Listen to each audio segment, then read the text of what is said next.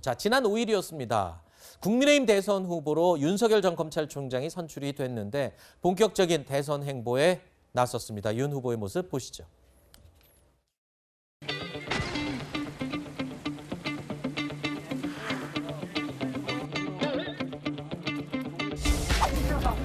여름에 그 냉수 국산물에다 밥 말아가지고 고추장 찍어 먹는 거 아니에요? 아, 이게 육조식은 아니에요? 이 육조는 어디서 온 건가요? 육조식은 6월에 한 거니까 이제 한 4-5달 됐겠네.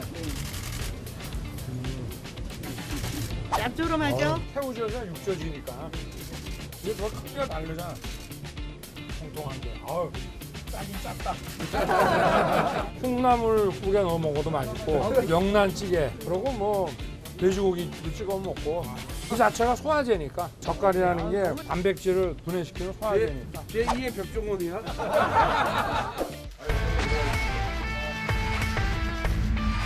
홍 선배님하고 유 선배님하고 또 우리 원 지사님하고 이렇게 같이 딱 모여서 식사를 했으면 딱 맞았겠네요.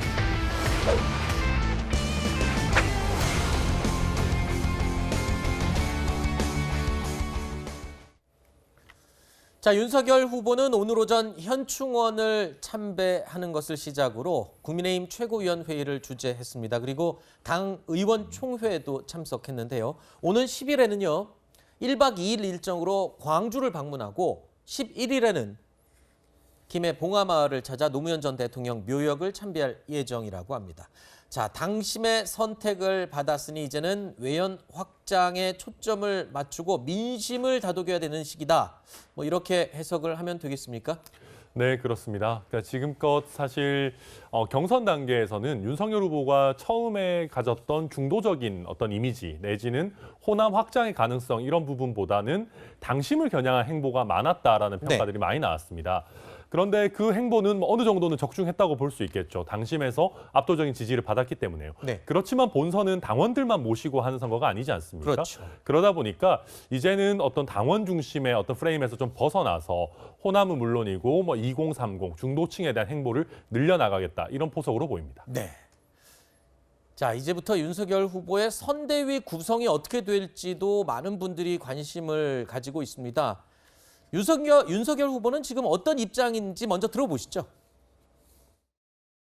선거라고 하는 것이 특정 캠프의 선거가 돼버리면은 집권 후에도 이것이 유사 독재로 흐를 가능성이 많습니다.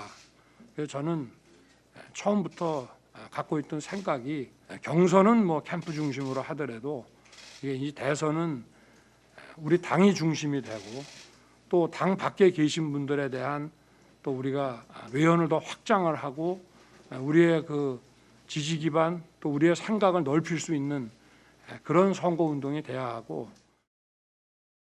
자, 이제 경선이 끝났으니까 범야권을 아우르는 좋은 인재들이 캠프 안으로 좀 몰려야 되지 않을까 이렇게 생각을 하는 것이 보통인데 윤 후보는요. 이 원팀 정신을 강조하면서 경선에 맞붙었던 홍준표 의원을 향해서 도움을 청했습니다. 그런데 홍준표 의원 자신의 역할은 끝났다라면서 선을 그었죠. 홍준표 의원은 이번 대선을 비리 대선이다. 비리 혐의가 있는 사람들끼리의 대결이다. 그래서 비상식 대결이라면서 대선 불참의 당위성을 강조하기도 하고 있습니다. 자, 홍준표 의원의 입장을 어떻게 해석해야 될지도 굉장히 궁금합니다. 이게 원팀이 과연 가능하겠냐? 민주당을 봐라. 이 국민의힘도 조심해야 될 것 같다. 여러 사람들이 얘기했는데 이 우려했던 게 지금 현실로 다가왔습니다. 그런데 뭐 이건 저는 홍준표 후보답다 이렇게 보입니다. 뭐 우리 홍카콜라라고 얘기하고 본인의 마음에 없는 얘기를 하시는 분이 아니시죠. 그리고 진중권 교수도 얘기했습니다마는 지금 홍준표 후보 입장에서는 민심은 본인이 승리했는데 당심에서 패배를 했기 때문에 마음을 추스릴 시간이 필요하고 홍준표 후보에 대해서 억지로 뭐 와서 원팀이 되라라고 강요할 단계는 아니다라는 거에 저도 동의합니다.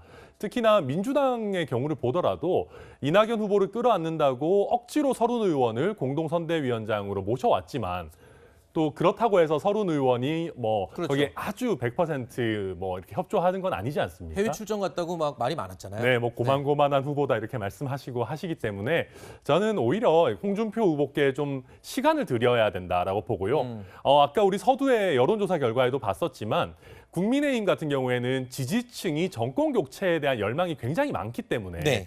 홍준표 후보의 어떤 선대위 참여 여부와 관계없이 네. 또 원팀은 지지자들에 의해서 자연스럽게 되지 않을까 이렇게 전망이 됩니다. 홍준표 의원에게 좀 시간을 줘야 될 것 같다라고 말씀을 하셨는데 홍 의원도 홍 의원이지만 홍 의원을 지지했던 이 지지자들의 마음을 어떻게 움직여야 될지도 고민일 겁니다. 경선 이후에 홍준표 의원을 지지했던 2030 젊은 층 당원들의 불만이 고조되면서 지지층 이탈에 대한 우려도 지금 나오고 있는 상황인데요. 이에 대해서 이준석 대표가 이렇게 얘기했습니다.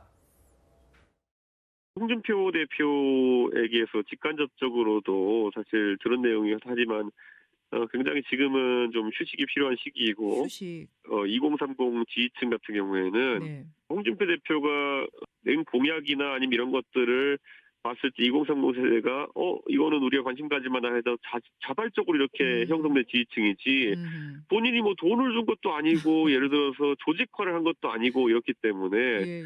본인도 이거를 뭐 본인 선대위 참여를 통해 자연스럽게 이전시키는 것은 뭐 불가능하고 또 부자연스럽다고 생각하고 있을 겁니다. 자, 2030 당원들의 탈당 움직임을 두고서 일각에서는 역선택을 하기 위해서 입당을 했었던 사람들이다라는 지적을 하기도 하고 있는데요. 이준석 대표가 이에 대해서 이런 식으로 조롱을 하면 돌아오는 건 국민의힘의 역풍밖에 없을 것이다 라면서 진화에 나서기도 했습니다. 앞서 들으셨지만 이준석 대표는요. 홍준표 의원을 선대위에 모시는 게 과연 큰 의미가 있겠느냐 이런 입장을 밝히기도 했는데 2030 당원들을 다독이기 위해서라도 글쎄요.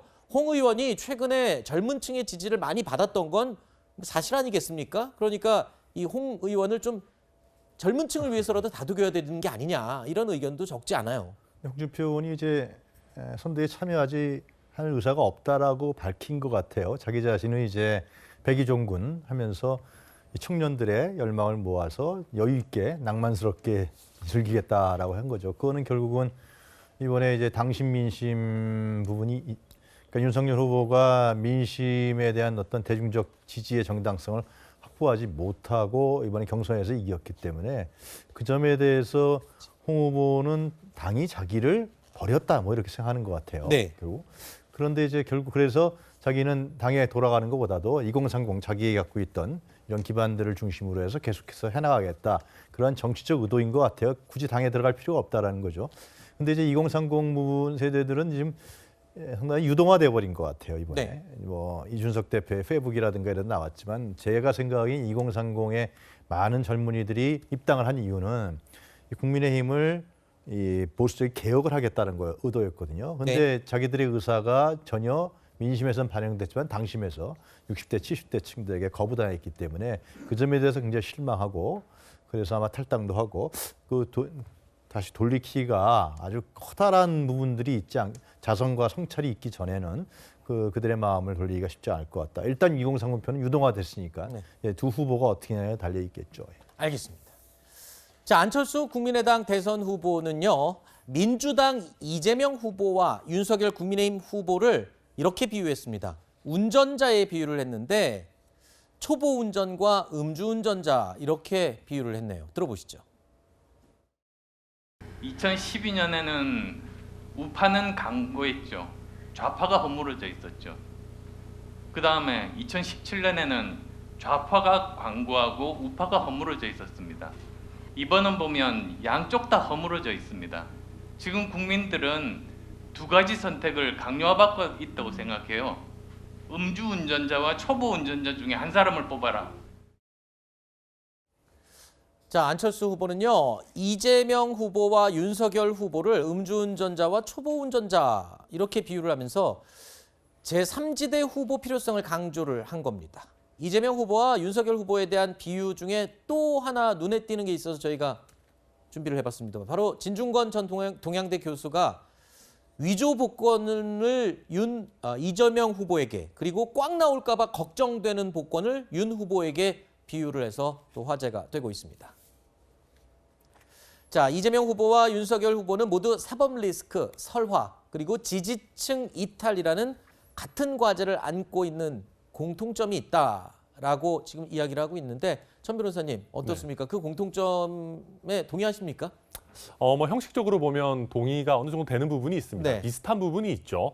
그렇지만 이제 사법 리스크와 관련해서 특히 국민의힘에 몸담고 있는 제가 보기에는 대장동 의혹이 고발 사주 의혹에 비해서는 국민들의 영린을 훨씬 더 강하게 건드리는 부분들이 있다. 특히 이게 부동산과 관련한 정책 실패와 바로 연결이 되고 이게 단순히 정책 실패가 아니라 어떤 그 부동산 관련 정책을 집행하는 분들의 부도덕성이 결부돼 있는 문제이기 때문에 그래서 지금 이 두 분의 사법 스캔들이 있긴 하지만 이 사법 스캔들의 크기나 정도에 따라서 현재 두 후보의 지지율이 좀 갈라지고 있는 것이 아닌가 네. 그렇게 분석이 됩니다.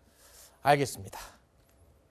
이 복권의 비유를 했는데 장유미 변호사님은 네. 그 비유에 대해서는 어떻게 생각하셨어요? 좀 사실 굉장히 좀 체감이 됐습니다. 아, 왜냐하면 네, 이게 약간 이 두 후보가 모두 호감도보다 비호감도가 거의 2배 가까이 나오고 있기 때문에 네. 아, 이번 대선은 뭐 최선이 아닌 뭐 차악을 뽑는 거 아니냐라는 어떤 이야기가 나올 정도로 네. 뭔가 비위 사실 같은 게 많이 좀 공통된 부분이 있어서 이번 선거는 그야말로 가치 투표가 아니라 이익 투표다. 뭔가 나한테 민생적으로 체감이 될 수 있는 어떤 정책을 던지는 후보에게 표를 줄 것 같은 그런 그 국면으로 가고 있습니다. 알겠습니다.